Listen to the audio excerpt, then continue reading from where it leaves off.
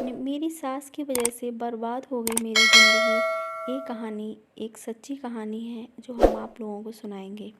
मुझे विश्वास ही नहीं होता कि कोई ऐसा कैसे हो सकता है। मैंने अपनी ज़िंदगी में कभी ऐसा कुछ होने की कल्पना नहीं की थी।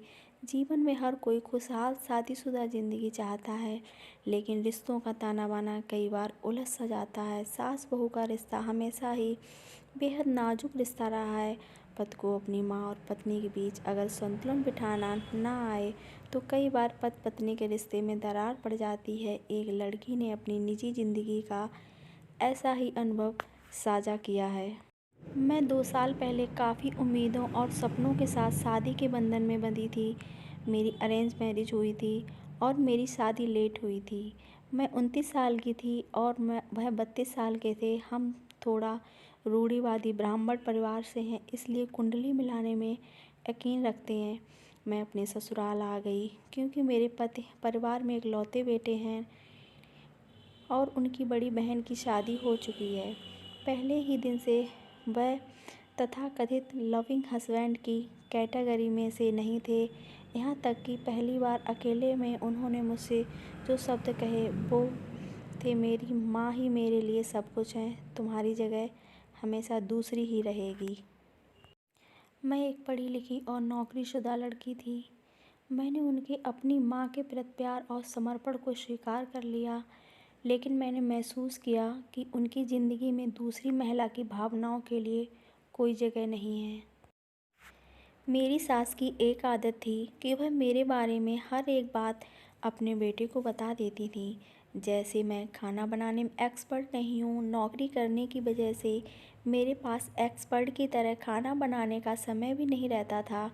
मैं अपनी सास की अपेक्षाओं के मुताबिक खाना नहीं बना पाती थी, लेकिन वह मुझसे कुछ नहीं कहती थी। लेकिन जब शाम को मेरे पति लौटते तो वह बहुत ही सामान्य तरीके से मेरे बारे में शिकायत करती। वह ऐसे लहजे में सब कुछ बोलती थी जिससे कि मेरे पति लोग को लगता था कि मैं उनकी ज़िंदगी के सबसे अहम शख्स को परेशान कर रही हूँ। इसी तरह की कई छोटी छोटी बातों से मेरे और मेरे पति के बीच दूरी बढ़ती गई। ऊपरी तौर पर हम खुश थे, लेकिन मेरे पति अपने काम और हाव भाव से अपने पेरेंट्स को जता देते कि वह मेरे साथ खुश हैं। मेरे पति टिट फॉर टैट स्वभाव वाले थे। उनके मन और कामों से यह बिल्कुल साफ हो गया था कि मैं उनकी माँ के लिए अच्छी हाउसवाइफ नहीं हूँ और उनके परिवार पर एक बोझ हूँ। हालांकि मैंने अच्छा वक्त आने की उम्मीद सब्र के साथ थोड़ा इंतज़ार करना बेहतर समझा। मुझे लगा कि बच्चा होने के साथ ही सब ठीक हो जाएगा, लेकिन भगवान ने यहाँ भी मेरे साथ धोखा दिया। मैं कंसीव नहीं कर पा रही थी। यह मेरी सास और मेरे पति के लिए एक और अभिशाप की तरह था। जब मेरे पति की नौकरी बदली तो वह दूसरे शहर चले गए। बदकिस्मती से इसी समय मेरी सास की तबीयत भी खराब हो गई, जैसा कि हमेशा से होता आ रहा था। इसके लिए भी मुझे जिम्मेदार ठहरा दिया गया। मैंने बहुत सफाई दी, पर किसी ने मेरी बात नहीं सुनी। अपने पति की इच्छा के मुताबिक मैं उनके साथ दूसरे शहर में आ गई और कुछ दिनों के लिए अपनी नौकरी से छुट्टी ले ली। मेरी सास ने जगह सूट ना करने की वजह से बताकर वहाँ आने से इनकार कर दिया। मैं करीब 1 महीने के लिए अपने पति के साथ दूसरे शहर में रही। इसी दौरान मेरी सास मेरे पति की दादी को घर ले आई। दादी ने मेरी सास को मेरे खिलाफ भड़का दिया और जब मैं वापस घर लौटी तो मेरी मुश्किलें और बढ़ गईं। मेरे ऊपर लगातार ताने मारे जाते। वह यह भी कहने लगी कि मैं उन्हें उनके बेटे से छीन लेना चाहती हूँ। मेरे पति पूरी तरह से मेरे खिलाफ हो गए। एक दिन उन्होंने मुझसे मायके जाने के लिए कह दिया। उन्होंने मुझसे कहा कि मैं अब तभी घर आऊँ जब वह बुलाएं। मेरे पेरेंट्स और मेरी लगातार कोशिशों के बावजूद भी उन्होंने मुझे देखने और बात करने से मना कर दिया।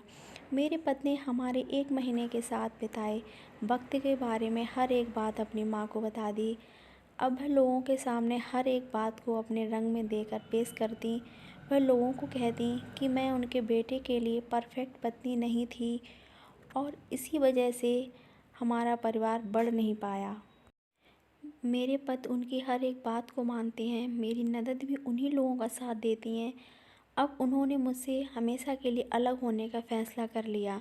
मैंने उनकी इस बात को मानने से इनकार कर दिया, लेकिन उन्होंने मुझसे मेरा सारा सामान लौटाते हुए कहा कि मैं इन 2 सालों में उनके लिए केवल एक शर्ट की तरह थी और अब वह शर्ट से पूरी तरह थक चुके हूँ।